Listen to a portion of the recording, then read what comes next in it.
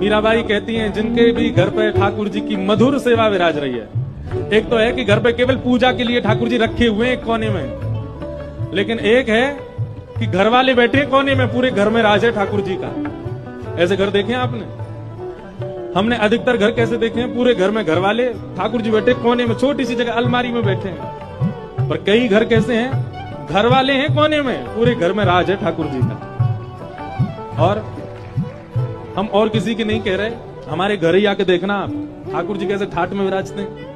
और भी जहां रुके हुए वहां देखो कैसे ठाट में, पूरे घर पूरा वो फ्लोर ही ठाकुर जी ने अपना ही बना रखो है। ऐसे ही होना चाहिए। लेकिन याद रखना, जिनके घर पे ठाकुर जी कोने में बैठे हैं, इसका मतलब है वो केवल पुण्य के लिए ठाकुर जी को, अपनी कामनाओं के लिए ठाकुर जी की सेवा कर रहे हैं।